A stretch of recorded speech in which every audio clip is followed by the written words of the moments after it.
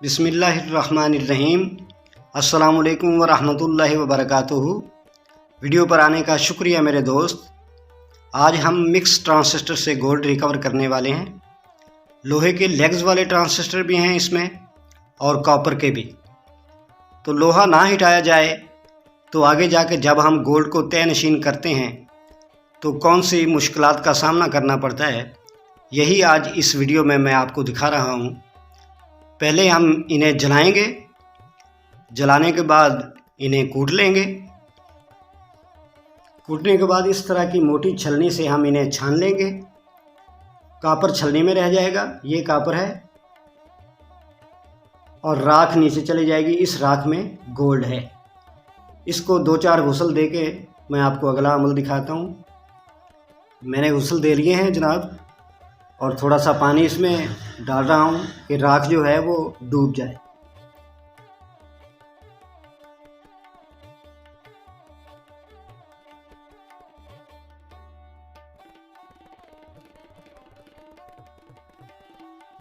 अब हम इसमें नमक का तेज़ाब 600 मिलीलीटर डालेंगे। ये बीकर 500 मिलीलीटर का है, तो 100 बाद में हम डालकर 600 पूरा कर लेंगे। ये 500 मिलीलीटर है, और ये 100 मिलीलीटर हमने तेज़ाब नमक और डाल दिया है।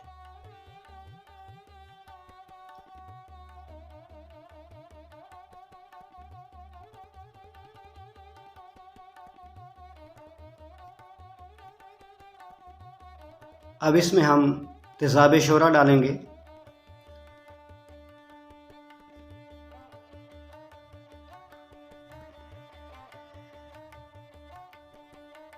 ये है तेज़ाब शोरा, जो कि हमने 200 मिलीलीटर इसमें डालना है।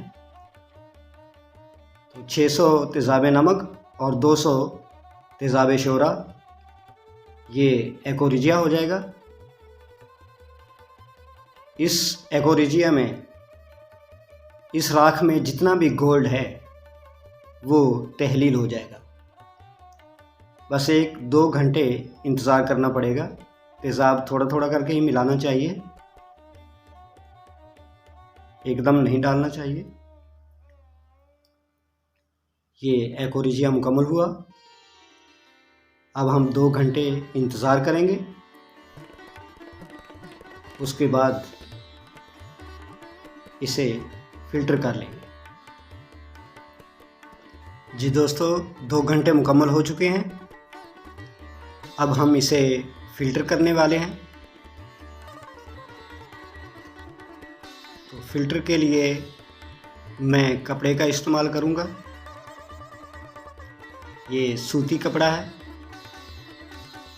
इससे राख वगैरह जो है वो फ़िल्टर शुदा पानी में कम जाती है।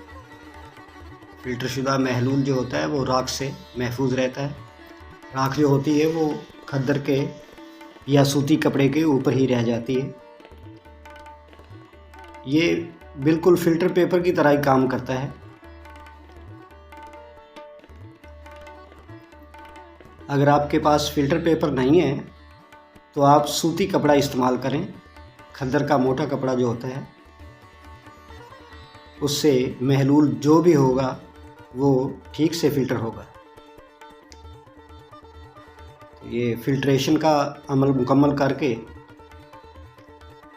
आगे क्या करना है वो भी अभी मैं आपको दिखाता हूँ। फ़िल्टर कंप्लीट होने के बाद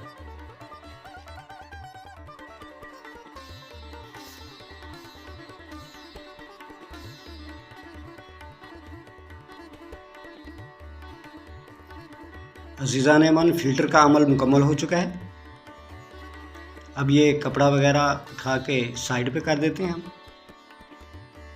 और नीचे जो ये टोकरी रखी हुई है इसे भी शावर से वॉश कर लेते हैं।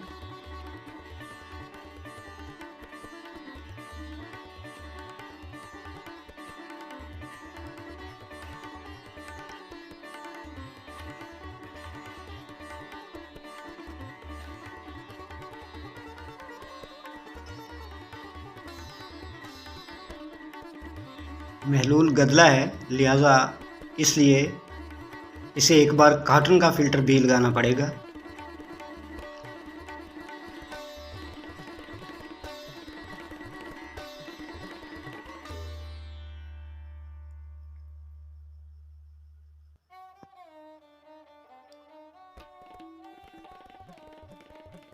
ये कॉटन का फ़िल्टर है, इससे जो गदलापन है महलूल का वो भी रफ़ा दफ़ा हो जाएगा और महलूल जो है वो साफ़ और शफ़ाफ हासिल होगा। उस पर फिर हम सोडियम मेटाबाइसल्फ़ेट का काम करेंगे। तो मैं इसे कॉटन फ़िल्टर करके आपको अगला अमल दिखाता हूँ।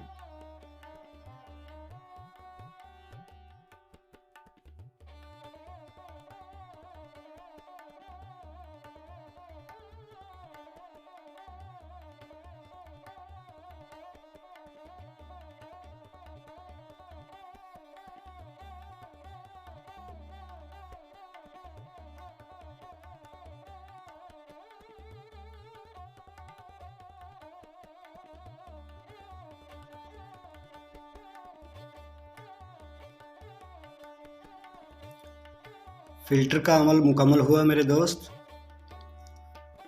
अब मैं इसे एक बड़ी बाल्टी में मुंतकिल कर रहा हूँ।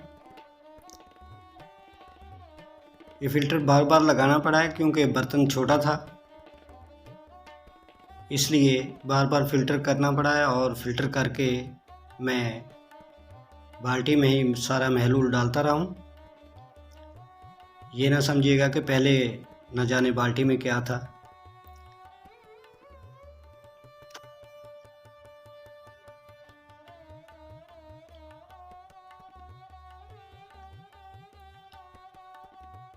अब हम इसमें यूरिया डालेंगे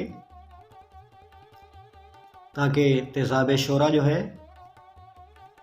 वो ठंडा हो जाए, यानी धातों को खाने की जो उसकी खिसलत है वो ख़त्म हो जाए।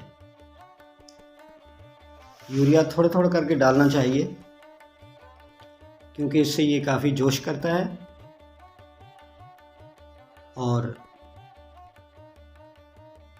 बाल्टी या बीकर से महलूल के बाहर गिरने का ख़दशा होता है, इसलिए यूरिया थोड़ा थोड़ा करके मिलाएं।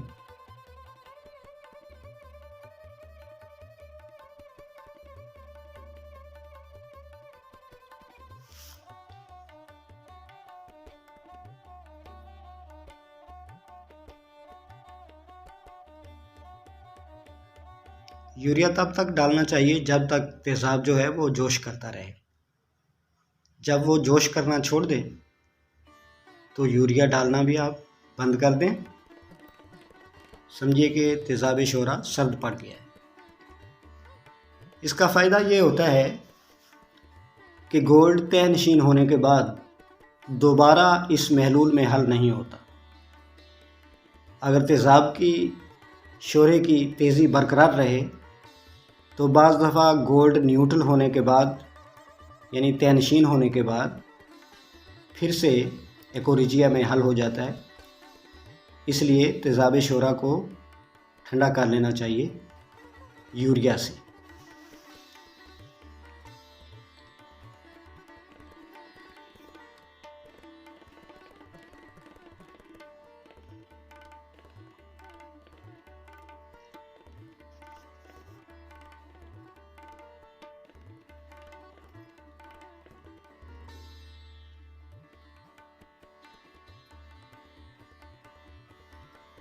यूरिया का अमल मुकम्मल करके बाल्टी को मैंने साइड पे कर दिया है और अब इस बीकर में SMB का महलूल तैयार कर रहा हूँ मैं, यानी सोडियम मेटाबाइसल्फ़ेट का। सादा पानी में महलूल उसका बना लिया है और ये इस बाल्टी में ऐड कर देते हैं। अब इसे रात भर के लिए यूं ही छोड़ देंगे। जितना भी गोल्ड होगा इस महलूल में वो रात भर में तयनशीन हो जाएगा। फिर सुबह देखेंगे कि गोल्ड डस्ट किस तरह की हासिल होती है। एक्शन अच्छा आ गया है सोडियम मेटाबाइसल्फेट का।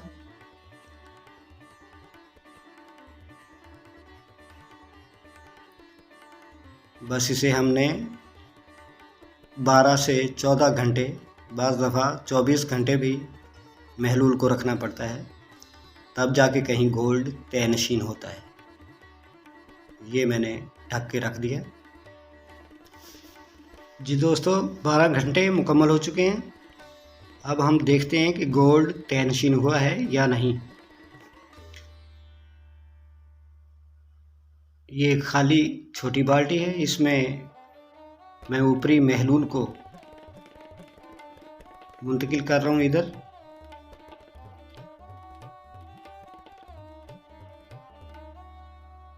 ताकि गोल्ड डस्ट को हासिल किया जा सके।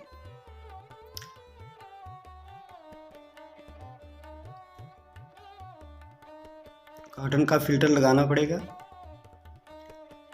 डस्ट हल्की है, इसलिए कॉटन का फिल्टर इस्तेमाल करना पड़ेगा। डस्ट जो है वो कॉटन फिल्टर पे रह जाएगी और महलूल जो है वो निचले बर्तन में मुंतकिल हो जाएगा।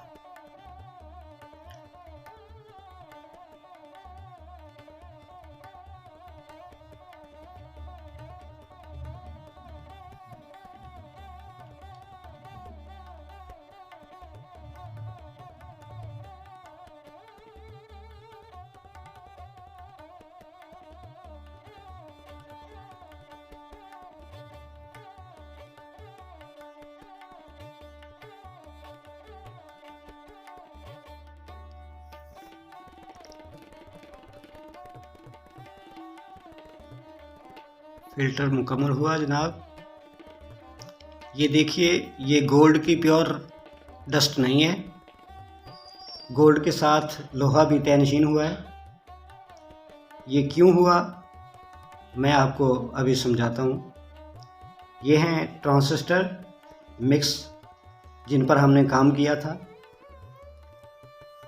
इनमें कुछ मैग्नेटिक हैं और कुछ नॉन मैग्नेटिक। इन पर अलग अलग काम करना होता है। जब हम मिक्स ट्रांजिस्टर पे काम करेंगे, यानी लोहे के ट्रांजिस्टर को अलग नहीं करेंगे, तो जब हम गोल्ड को तयनशीन करेंगे तो साथ लोहा भी तयनशीन होगा। इसलिए ये वीडियो मैंने बनाई है, आपको समझाना मकसूद था। बाहर कैफ मैं उसे ठीक कर लूँगा, यानी उसकी थोबी उतार के। ये 3 आइटम बनती हैं, यानी लोहे वाले अलग, कॉपर वाले अलग और छोटे और बड़े अलग अलग। इन पर इस तरह से काम किया जाता है, तब ही सही गोल्ड दस्तयाब होता है।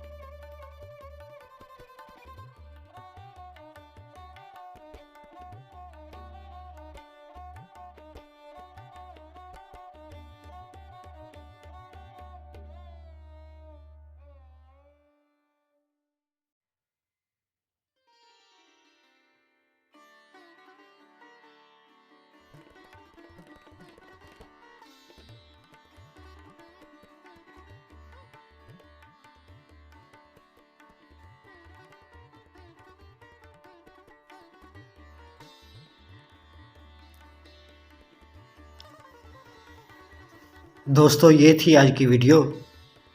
मिलते हैं एक नई वीडियो के साथ। तब तक के लिए अल्लाह निगहबान।